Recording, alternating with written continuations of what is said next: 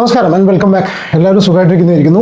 വളരെ വളരെ വളരെ ഇമ്പോർട്ടൻ്റ് ആയിട്ടുള്ളൊരു ന്യൂസ്, വിഷമകരമായിട്ടുള്ളൊരു ന്യൂസ്, ഇമ്പോർട്ടൻ്റ് ആയിട്ടുള്ള ന്യൂസ്. പ്രത്യേകിച്ച് ഓരോ രക്ഷിതാക്കളും ടീച്ചേഴ്സും സ്പെഷ്യലി മക്കൾ കേൾക്കേണ്ട ഒരു വീഡിയോ, കുട്ടികൾ കേൾക്കണം കേട്ടോ. ഈ വീഡിയോ ദയവ് ചെയ്ത്, നിങ്ങൾ എത്ര പേര് അറിഞ്ഞു ഈ വിഷയം എന്നുള്ള അറിയില്ല. നിങ്ങളിപ്പോൾ സ്ക്രീനിൽ കാണുന്നുണ്ടല്ലോ അല്ലേ, അതായത് 9ാം ക്ലാസ് വിദ്യാർത്ഥിനി ആണെന്ന് പറഞ്ഞിട്ടൊരു ന്യൂസ്. പാലക്കാട് 14-കാരിയെ വീട്ടിൽ കണ്ടെത്തി. അതായത് 14 വയസ്സുള്ള കുട്ടി ഇന്ന് ഈ ലോകത്തില്ല. ഇത് ഈ രീതിയിൽ എനിക്ക് പറയണം, കാരണം വെച്ചാൽ യൂട്യൂബ് എന്ന് പറഞ്ഞാൽ കമ്മ്യൂണിറ്റി ഗൈഡ് ലൈൻസ് വളരെ സ്ട്രോങ് ആയിട്ടുള്ള ഒരു പ്ലാറ്റ്ഫോമാണ്. പക്ഷെ നമ്മൾ പ്രത്യേക വേർഡ്സ് ഒന്നും യൂസ് ചെയ്യുന്ന സമയത്ത് നമുക്കതിന് സ്ട്രൈക്കും കാര്യങ്ങളും വീഴും. അത് നമ്മളെ ഈ ചാനലിന് ദോഷമാണ്. കാരണം വെച്ചാൽ അത് പ്രത്യേകിച്ച് കുട്ടികളുടെ ന്യൂസൊക്കെ റിപ്പോർട്ട് ചെയ്യുന്ന സമയത്ത് ഇത് അങ്ങനത്തെ ഒരു ഇഷ്യൂ ആണ്. അതായത് സെയിന്റ് ഡൊമിനിക് സ്കൂൾ, നിങ്ങൾ എത്ര പേര് ന്യൂസ് അറിഞ്ഞു എന്നുള്ള അറിയില്ല. അതെ അതെ അതെ, മണ്ണാർക്കാട് ശ്രീകൃഷ്ണപുരത്ത് സെയിന്റ് ഡൊമിനിക് സ്കൂൾ 9ാം ക്ലാസ് വിദ്യാർത്ഥിനിയാണ് ഈ കുട്ടി. ആഷിർ നന്ദ എന്നാണ് കുട്ടിയുടെ പേര്. നിങ്ങളിപ്പോൾ സ്ക്രീനിൽ കാണുന്ന ന്യൂസ് കേട്ടോ, ന്യൂസ് 1. ഇത് മുഖ്യധാര മാധ്യമങ്ങളൊന്നും റിപ്പോർട്ട് ചെയ്ത് കണ്ടില്ല. പക്ഷെ എന്താ കാരണം എന്ന് അറിയില്ല, വളരെ ഗൗരവമായിട്ട് ചർച്ച ചെയ്യേണ്ട ഒരു വിഷയമാണ്. ഈ ഒരു കുട്ടിയുടെ മരണത്തിന് അപ്പുറം ഇത് കുറച്ച് കാര്യങ്ങൾ നമുക്ക് എന്തായാലും ന്യൂസ് എന്താണെന്നുള്ളത് നിങ്ങൾ കേട്ടറില്ല. സ്കൂൾ വിദ്യാർത്ഥിനി നിലയിൽ കാണപ്പെട്ടു. ഓക്കെ, എനിക്കത് പറയാൻ വയ്യ, വേർഡ് പറയാൻ വയ്യ. തച്ചനാട്ടുകര ചോളോട് ചെങ്ങണക്കാട്ടിൽ പ്രശാന്തിൻ്റെ മകൾ ആഷിർ നന്ദു 14 വയസ്സ് വീടിൻ്റെ 2ാം നിലയിൽ കാണപ്പെട്ടു. Okay, Sreekrishnapuram saint Dominic school 9ാം ക്ലാസ് വിദ്യാർത്ഥിനിയാണ്. സ്കൂളിൽ നിന്നും വന്ന് അനിയത്തിയുമായി കളിച്ച ശേഷം 6 മണിക്ക് അയൽവീട്ടിലെ കുട്ടി ട്യൂഷൻ എടുക്കാൻ വേണ്ടി എത്തിയപ്പോഴാണ് നന്ദുവിനെ കാണാതായത്. തുടർന്ന് നോക്കിയപ്പോഴാണ് വീടിൻ്റെ മുകളിലത്തെ മുറിയിൽ ഷീ വാസ് ഫൗണ്ട് അല്ലേ, എനിക്കത് പറയാൻ വയ്യ, അത് പറയാൻ കാണപ്പെട്ടത്. മരണകാരണം വ്യക്തമല്ല. പോലീസ് സ്ഥലത്തെത്തി ഇൻക്വസ്റ്റ് നടപടികൾ സ്വീകരിച്ചു എന്ന് പറഞ്ഞിട്ടാണ്. ഇപ്പോൾ നിങ്ങൾ കാണുന്നതാണ്, ഫോട്ടോയിൽ കാണുന്നതാണ് കുട്ടി, നിങ്ങൾ സ്ക്രീനിൽ കാണുന്നതാണ് ഈ കുട്ടിയുടെ ഫോട്ടോ കേട്ടോ. ഇതിൻ്റെ കംപ്ലീറ്റ് വിഷയം ഞാൻ ഇതിനെക്കുറിച്ച് അന്വേഷിച്ച സമയത്ത് സായി ഇതിനെക്കുറിച്ച് വീഡിയോ ചെയ്തിട്ടുണ്ട് അല്ലേ, സെക്രട്ടറിയേറ്റ് സായി വീഡിയോ ചെയ്തിട്ടുണ്ട്. അപ്പം ഞാൻ ഇതിനെക്കുറിച്ച് കംപ്ലീറ്റ് കാര്യങ്ങൾ സായിയോടും പിന്നെ മറ്റുള്ള കാര്യങ്ങളൊക്കെ അന്വേഷിച്ച സമയത്ത് കേട്ടിട്ടുള്ള ഒരു സംഭവം, വളരെ നിസ്സാരം എന്ന് പലർക്കും തോന്നിപ്പിക്കുന്ന ഒരു കാര്യം. ഇത് വളരെ നിസ്സാരമായിട്ട് തോന്നിപ്പോ. ഇപ്പം ഞങ്ങളുടെ കേസിൽ ഞാനിപ്പോൾ സത്യം പറഞ്ഞാൽ ഒരുപാട് ലേറ്റ് ആയിട്ടാണ് വീഡിയോ ചെയ്യുന്നത്. ഞാൻ വിധുവിനോടും കൂടി ഇവളോടും കൂടി വന്നിരുന്നിട്ട് ഈ ഒരു ചാനലിലും നമ്മൾ ഈ വീഡിയോ ചെയ്യാനുള്ള റീസൺ എന്താ അറിയാം, ഒരമ്മ എന്നുള്ള കണ്ടീഷനിൽ അല്ലേ, പിന്നെ പ്രത്യേകിച്ച് 14 വയസ്സുള്ള സെയിം പ്രായമുള്ളൊരു 9ാം ക്ലാസ് പഠിക്കുന്ന മോൻ. അതെ, 9ാം ക്ലാസ് പഠിക്കുന്ന സെയിം പ്രായമുള്ളൊരു മോൻ ഞങ്ങൾക്കുണ്ട്. അപ്പോൾ അത് കേൾക്കുന്ന സമയത്ത് നമുക്ക് ഭയങ്കരമായിട്ട് എഫക്ട് ചെയ്യും. അതുകൊണ്ട് തന്നെ ഞാൻ എൻ്റെ ഒരു വീഡിയോ ഞാൻ പറയാനുള്ളത് കുട്ടികളോടും കൂടിയാണ് കേട്ടോ. കുട്ടികളെ നിങ്ങൾ ഇത് കേൾക്കണം, വളരെ സീരിയസ് ആയിട്ട് കേൾക്കുക, വളരെ സീരിയസ് ആയിട്ട് നിങ്ങൾ ആത്മാർത്ഥമായിട്ട് പറയാണ്, രക്ഷിതാക്കൾ പറയണ മാതിരി കണക്കാക്കുക. സംഭവം എന്താണെന്നറിയോ, നമ്മൾ പല സ്കൂളുകളിലും ചില സ്കൂളുകളിൽ കേട്ടിട്ടുണ്ട് കേട്ടോ. അതായത് കുട്ടികളുടെ പഠിത്തത്തിൽ വെച്ചിട്ട് അത് ഈ സ്കൂളിൽ അത് ഉണ്ടായിരുന്നു. അതായത് അതാണ് ആ കുട്ടിക്ക് ഭയങ്കരമായിട്ട് വിഷമമായതെന്ന്. അതായത് പഠിക്കണനുസരിച്ച് കുട്ടികളെ ക്ലാസ്സിലിരുത്തുക, നല്ല പഠിക്കുന്ന കുട്ടികൾ ഒരു ക്ലാസ്സിൽ, പിന്നെ കുറച്ച് ആവറേജ് അങ്ങനെ ഇരിക്കും. അങ്ങനെ പഠിക്കുന്ന കുട്ടികൾ അപ്പൊ അതിനനുസരിച്ച് നോക്കാൻ വേണ്ടിയിട്ടായിരിക്കാം. പക്ഷെ ഇത് കുട്ടികളെ മാനസികമായിട്ട് ഭയങ്കരമായിട്ട് ബാധിക്കും. അതിന് പകരം നോക്കാൻ വേണ്ടിയിട്ടാണെന്ന് പല സ്കൂളുകൾ ചെയ്യും. പക്ഷെ ഇവരുടെ കേസിൽ എന്താണെന്നറിയോ, കുട്ടീനെ ക്ലാസ് മാറ്റിയിരുത്തി, ഈ ക്ലാസ്സിൽ കുട്ടീനെ ഇരുത്തി. അതായത് താരതമ്യേന പഠിത്തം കുറവുള്ള കുട്ടികളുടെ കൂടെ ഈ കുട്ടിയെ ഇരുത്തിയ സമയത്ത് കുട്ടിക്ക് അത് ഷെയിമായി പോയി. ചിന്തിക്കുന്ന സമയത്ത് പല ആൾക്കാരും ചിലപ്പോൾ നിസ്സാരമായിട്ട്, പക്ഷെ ഇന്നത്തെ ആൾക്കാരൊക്കെ അങ്ങനെയല്ല പറയുക കേട്ടോ. ഇപ്പൊ കുറച്ച് ചിന്തിക്കുന്ന ആൾക്കാരൊക്കെ പറയാ എന്താ വെച്ചാൽ അതിനെന്താ ഇത്ര ഷെയിം ആവാനുള്ളത്, കുറച്ചും കൂടി ശ്രദ്ധിക്കാൻ വേണ്ടിയിട്ടല്ലേ അത് നന്ദാവണ്ടേതൊക്കെ. പക്ഷെ അപ്പത്തെ ആ മക്കളുടെ മാനസികാവസ്ഥ എന്താണെന്ന് നമുക്ക് അറിയില്ല. പിന്നെ ക്ലാസ് ഒക്കെ അങ്ങോട്ടും ഇങ്ങോട്ടൊക്കെ മാറ്റുകയൊക്കെ ചെയ്യണം. പക്ഷെ ഇങ്ങനെ പഠിക്കുന്ന കുട്ടികൾ പഠിക്കാത്ത കുട്ടികൾ എന്നുള്ളത് എനിക്ക് തോന്നുന്നു ഒരു സുഖമില്ല. അത് മനസ്സിന് തന്നെ ഒരു വേദനയായിരിക്കും. വേണമെങ്കിൽ അവർക്ക് ചെയ്യാം, കുറച്ച് ബാക്കൗട്ടുള്ള കുട്ടികളെ സ്പെഷ്യൽ ആയിട്ട് ക്ലാസ് എടുക്കാം, ഒഴിവ് ദിവസം വരാൻ പറയാം അല്ലേ, സാറ്റർഡേസ് വരാൻ പറയാം. മറ്റുള്ള കുട്ടികൾ വരണ്ട, ഇവര് മാത്രം വന്ന് പഠിക്കാം, അവരെ പഠിപ്പിക്കാം, അവർക്ക് എക്സ്ട്രാ ട്യൂഷൻ കൊടുക്കാം, എക്സ്ട്രാ പഠിപ്പിക്കാം സ്കൂളിൽ നിന്ന്. അല്ലാതെ ഈ ഇങ്ങനെ ക്ലാസ് വേറെ പഠിക്കാത്ത കുട്ടികൾ എന്ന് പറഞ്ഞിട്ടൊരു ക്ലാസ് അങ്ങനെ പറയുമ്പോ ചിലപ്പോൾ ഈ കുട്ടിയുടെ ഫ്രണ്ട്സ് ഒന്നും അതിലില്ലാതായപ്പോ ഭയങ്കര വിഷമമായിട്ടുണ്ടാവും. പക്ഷേ ഞാൻ മക്കളോടാണ് പറയണത് കേട്ടോ, ഇതൊന്നും അല്ല ജീവിതം അല്ലേ. ഈ ഒരു കാര്യത്തിനൊന്നും ഇങ്ങനെയൊന്നും ചെയ്യരുത്. അതൊക്കെ പാരന്റ്സിനോട് ചെയ്യുന്ന ഏറ്റവും വലിയ എന്താ അറിയോ, അല്ല ജീവിതം ഈ പഠിത്തം എന്ന് പറഞ്ഞ ഈ മറ്റേ കുട്ടികളുടെ ലൈഫ് എന്ന് പറഞ്ഞാൽ ഈ 9ാം ക്ലാസ്സിലെയും 10ാം ക്ലാസ്സിലെയും പഠിത്തം മാത്രമല്ല. ഞാൻ എൻ്റെ കേസിൽ ഞാൻ എൻ്റെ മോനോടും പറഞ്ഞ കേസ് അത്ര മാത്രമേ ഉള്ളൂ കേട്ടോ. അതല്ല, ഇപ്പൊ എല്ലാ കുട്ടികളും പഠിച്ചിട്ട് ഫസ്റ്റ് വാങ്ങിക്കൊള്ളുന്നില്ല. മാതാപിതാക്കളും രക്ഷിതാക്കളും ഒരിക്കലും പറയരുത്. പിന്നെ ഏറ്റവും കൂടുതൽ വേണ്ട കാര്യം എന്ന് വെച്ചാൽ ഭയങ്കരമായിട്ടുള്ള സ്ട്രോങ് ആയിട്ടുള്ള കമ്മ്യൂണിക്കേഷൻ ചാനൽ വേണം കുട്ടികളായിട്ട്.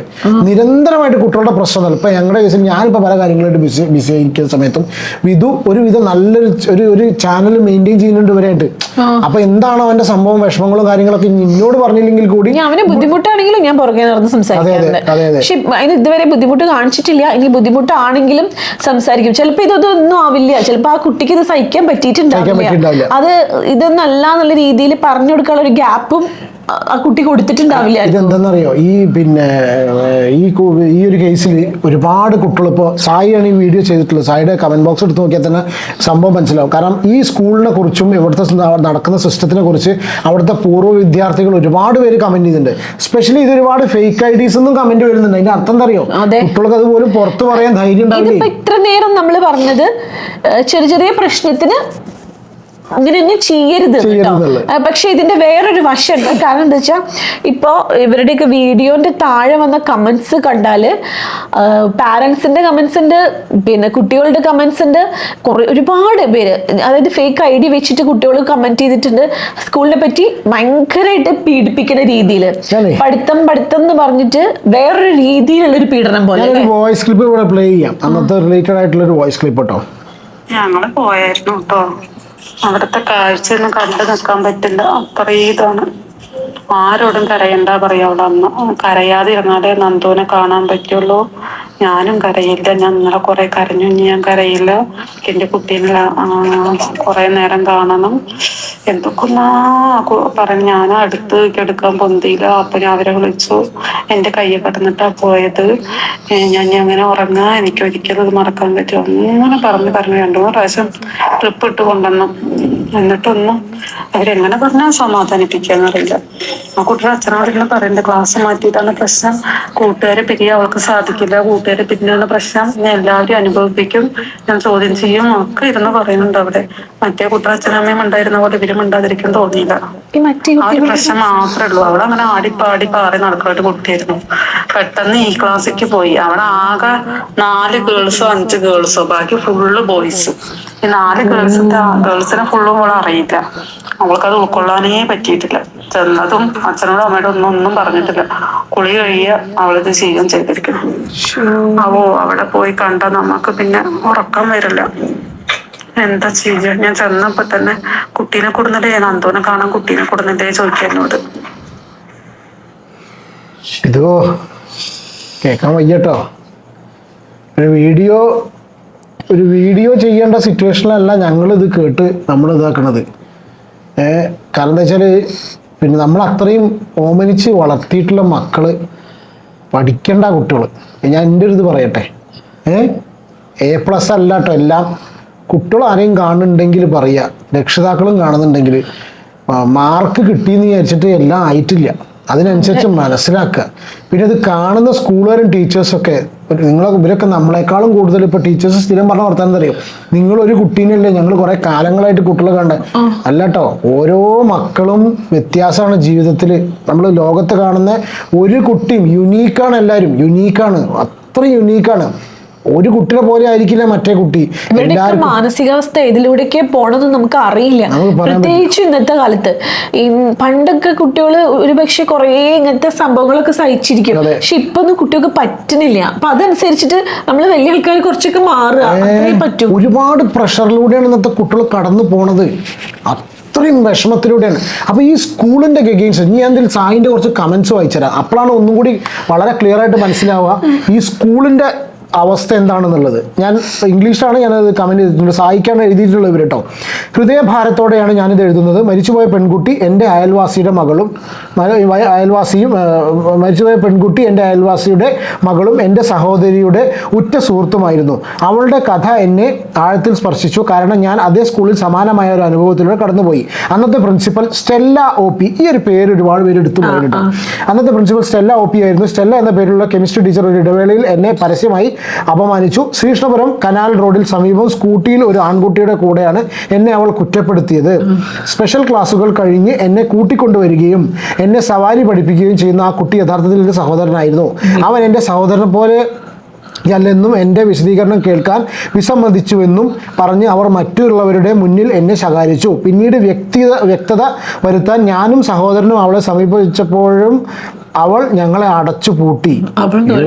ടീച്ചറെ അതിനുശേഷം ഉള്ളു തെറിയാൻ ടീച്ചർമാരൊക്കെ പറയണേ. അതിനുശേഷം ഞാൻ നിരന്തരം ടാർഗറ്റ് ചെയ്യപ്പെട്ടു. കണ്ടോ ഈ ഗ്രഡ്ജ് വെച്ചിരിക്കും പറ്റേ. അയ്യോ, പ്രിൻസിപ്പലും സ്കൂൾ ബസ് ഡ്രൈവർമാരും ഉൾപ്പെടെയുള്ള ജീവനക്കാരും എന്നെ സദാചാര പോലീസ് ചെയ്യാൻ തുടങ്ങി. ഒരു ദിവസം പ്രിൻസിപ്പൽ സ്റ്റെല്ല OP എൻ്റെ മാതാപിതാക്കളെ വിളിച്ച് 6 മണിക്ക് ശേഷം സ്റ്റേറ്റ് സ്കൂളിൽ നിന്ന് ആൺകുട്ടികളോടൊപ്പം സ്കൂൾ യൂണിഫോം ധരിച്ച് ഞാൻ നടന്നുവെന്ന് ആരോപിച്ചു. ഞാൻ സ്കൂളിൽ നാണക്കേടുണ്ടാക്കുന്നുവെന്നും അവകാശപ്പെട്ടു. ഞാൻ ട്യൂഷന് പോകുകയായിരുന്നു. ഒപ്പം സുഹൃത്തായ ഒരു ആൺകുട്ടിയും ഉണ്ടായിരുന്നു. ഒരു ബസ് ഡ്രൈവറുടെ ഈ തെറ്റായ റിപ്പോർട്ട് ഗുരുതരമായ പ്രത്യാഘാതങ്ങൾ ഇടയാക്കി. എന്നെ വിശ്വസിക്കാത്ത എൻ്റെ മാതാപിതാക്കൾ എന്നെ മോശമായി മർദ്ദിച്ചു. കഷ്ടട്ടോ. എൻ്റെ ജീവിതം അവസാനിപ്പിക്കാൻ ഞാൻ ശ്രമിച്ചു. ഞാൻ വളരെ തകർന്നു, ലജ്ജിച്ചു. ഭാഗ്യവശാൽ ഞാൻ രക്ഷപ്പെട്ടു. പക്ഷേ പിന്നീട് ക്ലിനിക്കൽ ഡിപ്രഷൻ ഉണ്ടെന്ന് കണ്ടെത്തി. ഇന്നും ഈ ഓർമ്മകൾ എന്നെ വേട്ടയാടുന്നു. അച്ചടക്കത്തിൻ്റെയും വിദ്യാഭ്യാസത്തിൻ്റെയും പേരിൽ അവർ നടത്തുന്ന മാനസികവും വൈകാരികവുമായ ദുരുപയോഗത്തിന് ഈ സ്കൂളും അതിലെ ജീവനക്കാരും ഉത്തരവുകളായി ആയിരിക്കണം എന്ന്.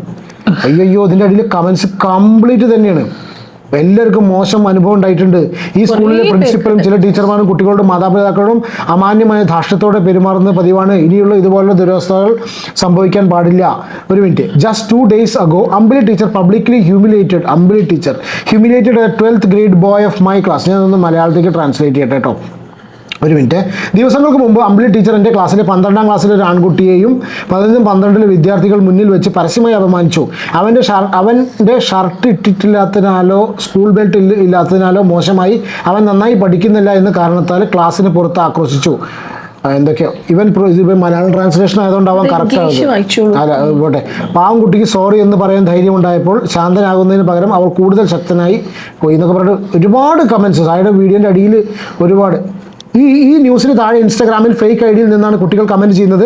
അതിൽ നിന്ന് മനസ്സിലാക്കാം അവർ എത്രത്തോളം പേടിച്ചാണ് അവിടെ പഠിക്കുന്നത് എന്ന്. കാരണം സ്വന്തം പേരിൽ നിന്നും അക്കൗണ്ടിൽ നിന്നും കമൻറ്റ് ചെയ്താൽ അതിനെതിരെയും അവർ നടപടിയെടുക്കും. ആ സ്കൂളിനെതിരെയും പ്രിൻസിപ്പലിനെതിരെയും അധ്യാപകർക്കിടെയും നടപടിയെടുക്കണം. ഇങ്ങനെ കുറേ സ്കൂളുകൾ കേരളത്തിലുണ്ട്. പ്രധാനമായും കുറേ ടീച്ചർമാർ ഇതിനെതിരെ പ്രതികരിക്കണം, മാറ്റം കൊണ്ടുവരണം. പിന്നെ ഇവരോട് എഴുതിക്കണം. Hi, I am student of Saint Dominic. First of all thank you for being the voice of Saint Dominic students. To be honest, they are mentally torturing us in the name of academics. പഠിത്തത്തിൻ്റെ പേരിൽ ഇവരെ mentally torture ചെയ്യാണ്. അതായത് extremely hot month, അതായത് മെയിലും second സാറ്റർഡേസിലൊക്കെ class attend വെച്ചിരുന്നു. Even after we complain to child line, they continued classes saying it's for our benefit. Child ലൈനോട് കംപ്ലൈൻറ്റ് ചെയ്തതിന് ശേഷം കണ്ടിന്യൂ ചെയ്തു എന്ന്. Every morning announcements are made through speaker pressurising us to pay school fees. If we don't we are openly threatened. We on be, അതായത് fees അടയ്ക്കാത്ത കുട്ടികളെ, fees ലേറ്റുള്ള കുട്ടികളെ mic കൂടി അനൗൺസ് ചെയ്തു. എന്താ ചെയ്യുക? ടോർച്ചറിങ് അല്ലേ? We are not allowed to take leave എടുക്കാൻ നോക്കില്ല. ലോ ഇതാ, if we score low marks instead of guiding or supporting us, both sister Joicy and Ambili ma'am blame and scold us. എന്തിനു പിന്നെ ടീച്ചേഴ്സ്? അല്ല, ടീച്ചേഴ്സൊക്കെ ശരിക്കും അമ്മമാരല്ലേ? അവർക്കൊക്കെ മനസ്സിലാവില്ലേ? ഞാൻ സിസ്റ്റേഴ്സിന്റെ കാര്യം കുറച്ച് നമുക്ക് വിചാരിക്കാം. ഇത് ടീച്ചേഴ്സിന് മനസ്സിലാവില്ലേ കുട്ടികൾ ഏതൊക്കെ മാനസികാവസ്ഥയിലൂടെ പോണത്? ഇങ്ങനെ അപമാനിക്കാൻ പറ്റില്ല എന്നൊക്കെ കുറച്ചൊക്കെ ഒന്ന് മനസ്സിലാക്കണ്ടേ? അയ്യോ, എന്തോ ഭാഗ്യം കൊണ്ട് കേട്ടോ, മക്കളൊക്കെ പഠിക്കുന്ന സ്ഥലത്തൊക്കെ ടീച്ചേഴ്സൊക്കെ നന്നായിട്ട് അവരെ മനസ്സിലാക്കും അല്ലേ? ഒരുപാട് അനുഭവത്തിൽ നിന്ന് എനിക്ക് അങ്ങനെ മനസ്സിലായി. എനിക്ക് അങ്ങനെയാണ് ഇതാണ് അതിന്റെ ന്യൂസ്. ഇതിന്റെ അടിയിൽ ആരോ എഴുതിയാണ് കേട്ടോ, ദി റാൻഡം ഗൈ. ഇതൊക്കെ ഫേക്ക് ഐഡിയ. ഇന്നലെ സെയിൻറ്റ് ഡൊമിനിക് സ്കൂളിലെ 9ാം ക്ലാസ്സുകാരി ഇങ്ങനെ അവൾ കരയുന്നതായി കണ്ടെത്തി അവളുടെ ക്ലാസ് മാറ്റി അവളെ ഈ വിഭാഗത്തിൽ പാർപ്പിച്ചതിന് ശേഷം അവൾ എങ്ങനെ തകർന്നുവെന്ന് പല വിദ്യാർത്ഥികളും കണ്ടു. അത് മാർക്കിൻ്റെ അടിസ്ഥാനത്തിൽ വിദ്യാർത്ഥികൾക്ക് മാലിന്യം തള്ളുന്ന സ്ഥലമായി കണക്കാക്കി. ഡംപിങ് ക്ലാസ് എന്ന് ഉദ്ദേശിച്ചത്. ക്ലാസ് പുനഃക്രമീകരണത്തിന് ശേഷം സ്റ്റെല്ല മാം ആണ് ചെയ്തത്. ഈ പേരാണ് പറയുന്നത് കേട്ടോ, സ്റ്റെല്ല മാം ചെയ്തത്. അധ്യാപകർ ഈ ക്ലാസ്സിലെ വിദ്യാർത്ഥികൾ താഴ്ന്നവരെ അല്ലെങ്കിൽ ശരിയായ ശ്രദ്ധ അർഹിക്കുന്നില്ല എന്ന മട്ടിൽ പെരുമാറാൻ തുടങ്ങി. വാക്കുകളും പെരുമാറ്റവും അധ്യാപകരുടെ വല്ലാതെ വേദനിപ്പിച്ചു. അവൾ ഒറ്റപ്പെട്ടു, വിധിക്കപ്പെട്ടു, വൈകാരികമായി തകർന്നു. ഇപ്പോൾ അവൾ പോയി. കൂടാതെ ആരും ഉത്തരവാദികളല്ല. സ്കൂൾ നിശബ്ദത പാലിക്കാൻ ശ്രമിക്കുന്നു. പക്ഷെ ഞങ്ങൾ വിദ്യാർത്ഥികൾ മറക്കില്ല. കുട്ടികളെ നിങ്ങൾ സ്ട്രോങ് ആയി നിൽക്കണം കേട്ടോ അല്ലേ? ഇത് സീരിയസ് ആയിട്ട് കേട്ടോ. നിങ്ങൾക്ക് എവിടുന്ന് സപ്പോർട്ട് കിട്ടുമെന്ന് അറിയില്ല, ആരെ കൊണ്ട് എത്ര സപ്പോർട്ട് നമുക്ക് മാക്സിമം അങ്ങനെ ആൾക്കാർ പറയാം. ഇതിപ്പോ കേട്ടോടത്തോളം പിന്നെ എന്താ പറയാ, സ്കൂളിന് ഒരു വിധത്തിൽ ന്യായീകരിക്കാൻ പറ്റാത്ത ടൈപ്പാണ്. കാരണം ഇതിപ്പോ ഒരുപാട് പേര് പറഞ്ഞതും നമ്മൾ ചോദിച്ചപ്പോഴും അല്ലേ. ഞാൻ പറയണത് എന്തറിയോ, പിന്നെ 2ാം ശനിയാഴ്ചയിൽ പോലും പഠനം ഉണ്ടാവും ഒരുപാട് എഴുതിയിട്ടുണ്ട്. ഞങ്ങൾക്ക് നിരാശയും ക്ഷീണവും തോന്നുന്നു, ഇതിനങ്ങനെ പകുതി വർഷമാണ് ബോർഡുകൾ, ഒരുപാട് കാര്യങ്ങൾ കമന്റ് ഇതിൽ എഴുതിയിട്ടുണ്ട്. എന്തത് ഇതിൽ എന്താണെന്ന് അറിയാം. ഇങ്ങനത്തെ സ്കൂളുകളെ ഇങ്ങനത്തെ ടീച്ചേഴ്സിനെ എത്രത്തോളം തിരുത്താൻ പറ്റും നമുക്ക് അറിയില്ല അല്ലേ ഇതോ, നമുക്ക് എത്രത്തോളം തിരുത്താൻ പറ്റുന്ന അറിയില്ല. പക്ഷെ നമ്മൾ ശ്രദ്ധിക്കേണ്ടതും മാറേണ്ടതും മക്കളാണ് കേട്ടോ. മക്കൾ ഇതൊക്കെയാണ്, അതെന്തോ ആയിക്കോട്ടെ അല്ലേ. എന്ത് സ്കൂളിൽ ഇനി എന്തെങ്കിലും പ്രശ്നം ഉണ്ടെങ്കിലും അതൊക്കെ അവിടെ അതൊന്നും അല്ലല്ലോ ലൈഫ്. പിന്നെ അങ്ങോട്ട് എത്ര ഇനി ഏതെങ്കിലും മക്കൾ കേൾക്കുന്നുണ്ടെങ്കിൽ പറയാട്ടോ. ഇനി അല്ലെങ്കിൽ ഇനി കുറച്ച് പാരന്റ്സ് ആരെങ്കിലും കേൾക്കുന്നുണ്ടെങ്കിൽ പറയണേ. നമ്മൾ വിചാരിക്കും ഇതൊന്നും അവനെ ബാധിക്കില്ല, ഇതൊന്നും ഇവളെ ബാധിക്കില്ല, ആ ഒന്നും എൻ്റെ കുട്ടിക്ക് ഒരു പ്രശ്നമല്ല പറഞ്ഞിട്ട് അവര് നമ്മൾ ഇത് സിമ്പിളായിട്ട് എടുക്കും. എന്ത് കാര്യം, ചെറിയ ചെറിയ കാര്യങ്ങളും അങ്ങനെ എടുക്കരുത്. കുട്ടികളോട് ഇന്നൊന്നും നമുക്ക് പറയാൻ പറ്റില്ല മക്കളെ മനസ്സിൽ കൂടെ എന്താ പോകുന്നത് സംസാരിച്ച് ഒരു ഉറപ്പ്. നമ്മളിപ്പോ ചില കേസിൽ പറയാറില്ലേ, കല്യാണം കഴിഞ്ഞ് പോകുമ്പോൾ അച്ഛനും അമ്മയും ഉണ്ട് എന്നൊരു വിശ്വാസം കുട്ടിക്ക് ഉണ്ടാവണം വേറൊരു വീട്ടിൽ പോകുമ്പോൾ.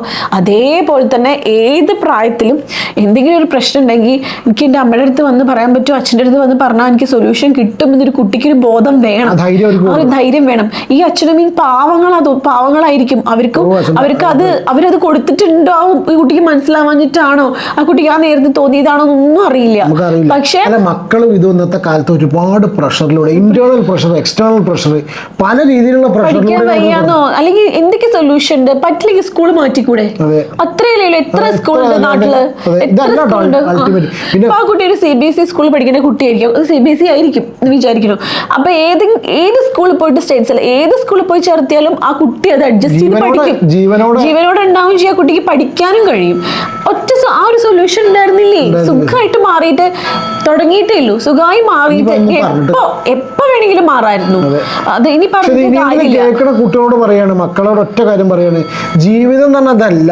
ജീവിതം എന്ന് പറഞ്ഞാൽ എന്തൊക്കെ ചലഞ്ചസ് ആണ് ഈ കുട്ടികളുടെ ലൈഫിൽ. ഇതൊക്കെ മറന്നു പോകും അല്ലേ. 10th മറന്നു, 10th മാർക്ക് ഒന്നും അല്ല, 10th എല്ലാം മറന്നു പോകും.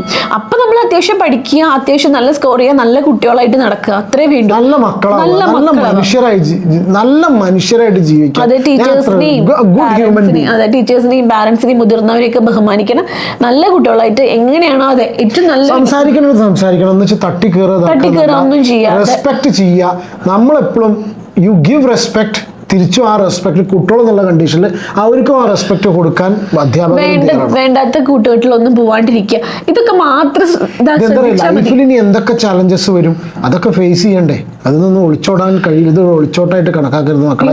ഈ 10th ഒക്കെ കഴിഞ്ഞ് +1 +2 പോട്ടെ, അതും കഴിഞ്ഞാൽ പിന്നെ നിങ്ങളുടെ ലോകാണ്. നിങ്ങൾ ഫ്രീ ആയിട്ടാ പഠിക്കുക, ഒരു ടെൻഷനും ഇല്ലാണ്ട് ഫ്രീ ആയിട്ട് പഠിക്കുക. അപ്പൊ നമുക്ക് പഠിക്കാൻ പറ്റും. ഒന്നുമില്ല, ഈ 2 വർഷം ഇങ്ങനെ സ്കൂളുകളിൽ നിന്ന് ഇങ്ങനെ കിട്ടുന്നെങ്കിൽ അത് പറ്റില്ല തോന്നുകയാണെങ്കിൽ വേറെ സ്കൂളിൽ പോവാം. സമാധാനത്തോടെ പഠിക്കുന്ന എത്രയോ സ്കൂളുണ്ട്. ഇത് ഞങ്ങൾ എന്തിനാ ഇങ്ങനെ പറയണത് അറിയോ? സീരിയസ് ആയിട്ട് ചിലപ്പോൾ ഒരു പക്ഷേ നമ്മൾ സ്കൂളിനെതിരെ പ്രതികരിക്കുന്നുണ്ട്. പക്ഷെ എന്നാലും ഞാൻ പറയാം, നമ്മളിങ്ങനെ പറയണമെന്ന് അറിയാം, ഞങ്ങൾ രണ്ടുപേരും സമാന പ്രായമുള്ള ഒരു കുട്ടിയുടെ അച്ഛനും അതുകൊണ്ടാണ് സ്കൂളിന് ഒരു തേങ്ങാപ്പിണ്ണാക്കും വരില്ല. ഏകദേശം ഇപ്പൊ കണ്ടോടത്തോളം സ്കൂളിന് ഒരു കുന്തം വരില്ല. ഒരു അച്ഛൻ ചെന്നൈയിൽ ഒരു മകള് പോയി എന്നും പറഞ്ഞിട്ട് പ്രധാനമന്ത്രി, പ്രൈം മിനിസ്റ്ററുടെ സ്കൂളിലും കോളേജിനും പ്രൈം മിനിസ്റ്ററൊക്കെ പോയി കണ്ടിട്ടുള്ള ഒരു അച്ഛൻ്റെ പേരിക്കറിയില്ല.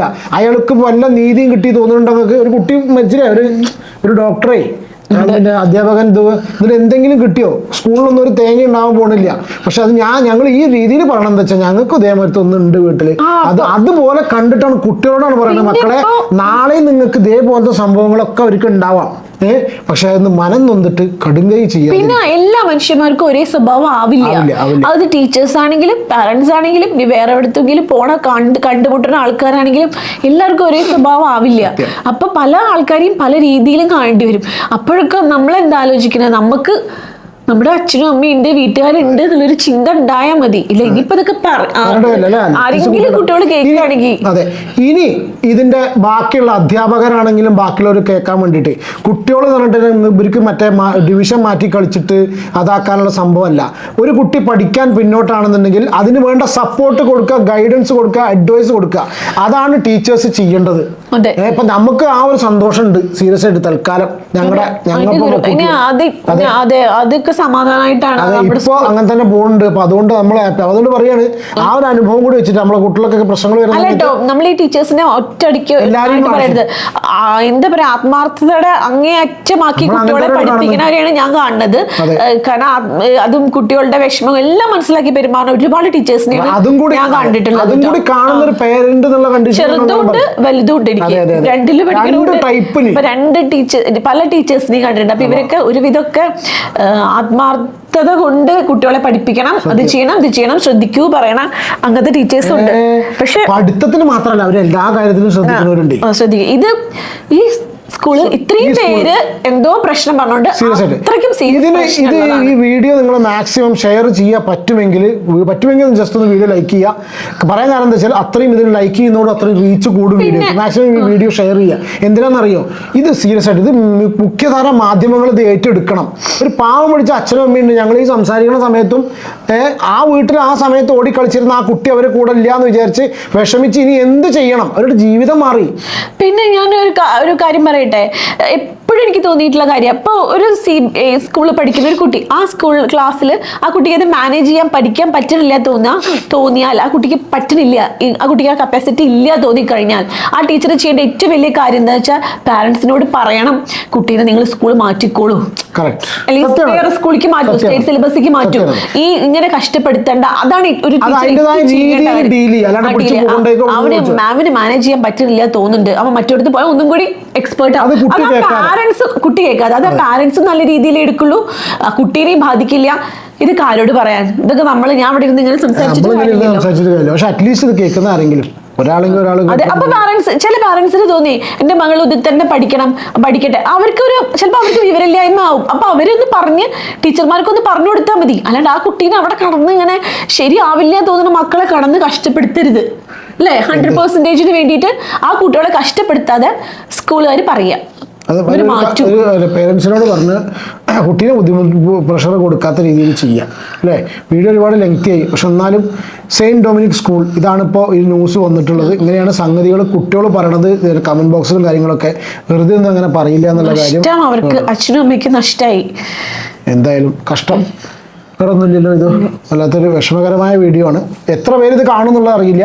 പക്ഷേ പിന്നെയും പറയാണ്, മക്കളെ നിങ്ങളിത് വീഡിയോ കാണുകയാണെങ്കിൽ ചിലപ്പോൾ ഒരു പക്ഷേ നിങ്ങൾ കമൻറ്റ് ചെയ്യാതിരിക്കാം. ഒരു സ്വന്തം അച്ഛനമ്മയും പറയണ പോലെ തന്നെ കണക്കാക്കുക, ധൈര്യമായിട്ട് മുന്നോട്ട് പോവുക. നിങ്ങൾക്ക് ആര് ധൈര്യം തന്നില്ലെങ്കിലും നിങ്ങൾ മനസ്സിലാക്കുക, ഈ ലോകത്തെ നിങ്ങൾ ഒറ്റയ്ക്കാണ് ഫേസ് ചെയ്യേണ്ടത്. നിങ്ങൾ ഒറ്റയ്ക്കാണ് ഈ ലോകത്തെ ഫേസ് ചെയ്യേണ്ടത്. അതിന് നിങ്ങളെ കൂടെ ആരും ഇല്ല എന്ന് മനസ്സിലാക്കിയിട്ട് സ്വയം അത് ഫേസ് ചെയ്യാനുള്ള ധൈര്യം ആർജിച്ച് മുന്നോട്ട് പോവുക. ഇതൊന്നും ഒരു തേങ്ങയില്ല. എൻ്റെ പറയട്ടെ, 9ാം ക്ലാസ് ഒന്നുമില്ല. അത് നമുക്കിപ്പൊ തോന്നുന്നത് അവർക്ക് അപ്പൊ പറഞ്ഞാൽ മനസ്സിലാവില്ല. നമുക്കും അങ്ങനെ തന്നെ ഇരുന്നില്ലേ. 9th 10th ഇതേപോലെ ആയിരുന്നു. അതൊക്കെ പറയുകയാണെങ്കിലേ നമുക്കത് ഭയങ്കര ഫീൽ ചെയ്ത് അതുകൊണ്ട് അങ്ങനെ നടക്കും. പക്ഷെ ഞാൻ നടന്നിട്ടുണ്ട്. ഞാൻ ശരിക്കും ഒരുപാട് ചില സന്ദർഭങ്ങളിലൊക്കെ എനിക്ക് ഉണ്ടായിട്ടുണ്ട് ഇങ്ങനെ വിഷമങ്ങളൊക്കെ. പക്ഷെ അന്നൊക്കെ എന്റെ വിഷമം മാറ്റിയത് എന്റെ അച്ഛനും അമ്മയാണ്. ഒരു പ്രോബ്ലം ഇല്ല പറയും. അച്ഛനും അമ്മയുടെ അടുത്തേക്ക് എത്തിക്കഴിഞ്ഞാൽ സമാധാനമായിരിക്കും. അത് അങ്ങനെ അതുകൊണ്ട് എങ്ങനെയോ രക്ഷപ്പെട്ടു. എനിക്കത് അച്ഛൻ്റെ അമ്മ കുറച്ച് സ്ട്രിക്റ്റ് ആയിരുന്നു. പക്ഷെ അച്ഛൻ്റെ ഒരു ധൈര്യം ഉണ്ട്, അച്ഛൻ തരുന്ന ധൈര്യം. പക്ഷെ ഇത് നമ്മളിപ്പോ പറയുമ്പോ വിചാരിക്കും ആ കുട്ടിയുടെ അച്ഛനും അമ്മയും ധൈര്യം കൊടുത്തിട്ടില്ല എന്നല്ല. ആ കുട്ടി ചിലപ്പോൾ ഷെയർ ചെയ്തിട്ട് പോലും ഉണ്ടാവില്ല. പണ്ടത്തെ കാലല്ല ഇത്. പണ്ട് നമ്മളൊന്നും അനുഭവിച്ച പോലത്തെക്കാളും കൂടുതൽ പ്രഷർ ഉണ്ട്. പിന്നെ ഈ കുട്ടി അത് ഷെയർ ചെയ്യണ്ടേ, വീട്ടിലെ അച്ഛനോടും അമ്മയോടും വന്ന് പറയണ്ടേ. 9ാം ക്ലാസ് പഠിക്കുന്ന കുട്ടി ഏത് കരിയറാണ് പെർസ്യൂ ചെയ്യുന്നത് ചോദിച്ച ആൾക്കാരുണ്ട് ഇതെന്നോട്. അവൻ കരിയർ എന്താ നോക്കുന്നത് തീരുമാനിച്ചിരുന്നു എന്ന് ചോദിച്ച ആൾക്കാരുണ്ട് 9ാം ക്ലാസ് പഠിക്കുമ്പോഴേ. ഞാൻ തിരിച്ചൊഴിവാക്കി, എനിക്കെന്നെ അറിയില്ലേ. ഞാൻ പറഞ്ഞു നമ്മളെ വന്നിപ്പോൾ ചിന്തിക്കുന്നത് നല്ല രീതിയിൽ നല്ലൊരു മനുഷ്യനായിട്ട് മുന്നോട്ട് പോകാം. അപ്പോൾ അത്ര തന്നെ ഉള്ളൂ കേട്ടോ. Take care and God bless. അടുത്തൊരു വീഡിയോയിൽ കാണാം.